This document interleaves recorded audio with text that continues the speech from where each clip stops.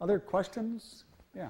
Could you speak to the likelihood of the eco-terrorist attack that you're describing as coming from the kind of terrorism that we see in the world today, given the fact that the examples that you gave are ones that required significant infrastructure? Mm-hmm. So that is Al-Qaeda able to produce something like this as opposed to, and how real is that threat as opposed to infrastructure that's required in a developed country? Yeah, that's a really, really good question. And as I'm thumbing through to find this passage, I'm going to say that the advantage of using insects as weapons of war, in a sense, is that they are extraordinarily low tech, right? In fact, producing clouds of pathogens is extremely difficult, very challenging, and so my sense is that in fact it's in a sense counterintuitive, but the insects are in the backyards of the terrorists already. Let me see if I can find this passage here. Yeah, here it is. So one of the concerns within the biodefense community is maybe sort of the number one worry right now with insect-borne diseases is a disease called Rift Valley fever. Rift Valley fever was found or believed to originate in the Rift Valley of Africa. It moved northwards. For a while, it just caused devastating losses to livestock. As a matter of fact, for about 20 years, livestock losses and what seemed to be a few human cases sort of typify the disease. It causes the abortion of pregnant animals as well as hemorrhaging of young animals. So it was seen as a terrible loss in terms of livestock, but then as it moved northward, it actually began to afflict people. Its mortality rate is probably, depending on the level of preparation of a country, somewhere around 1 to 5%, right, which is much higher than, say, West Nile virus. Most people who get West Nile virus don't even know they have it.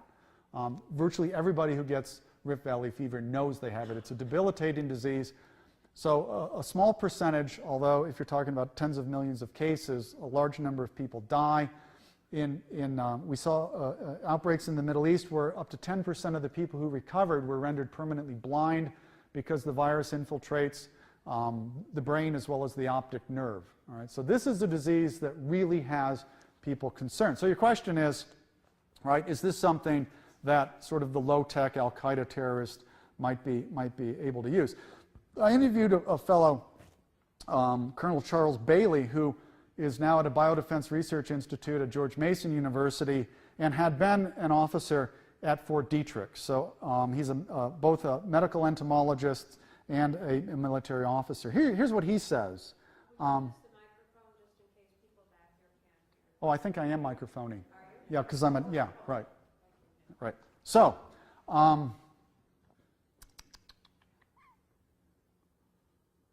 right. So Bailey contends there are many ways that a would-be terrorist could smuggle the pathogen into the country.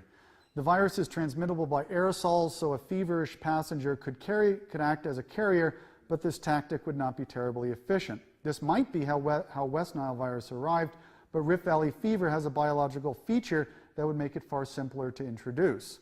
The virus can survive in the dried-out eggs of mosquitoes. According to Bailey, here's a quote from this interview, "The easiest method of introduction by far, and there's no way authorities would ever detect it, is to simply go to an endemic area during an outbreak, collect floodwater Aedes mosquitoes from prime habitats, let them feed on an infected animal, collect the eggs, put them on filter paper, let them dry, put them in your shirt pocket, come to the country, go to a suitable habitat, drop the filter paper into the water, and walk away."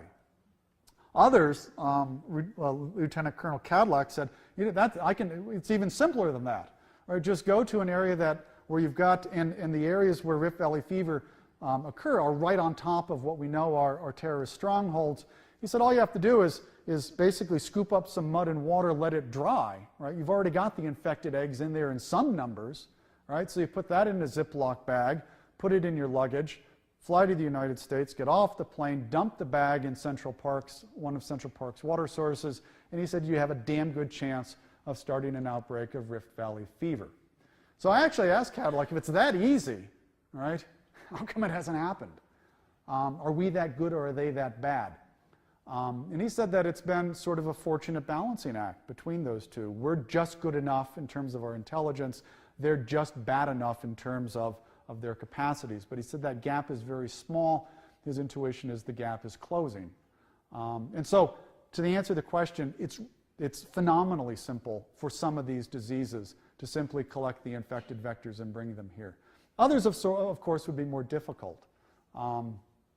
But there's certainly some insects that would be very easy to introduce. See, the thing about Rift Valley fever is that you might bring over infected mosquito eggs and they bite some people.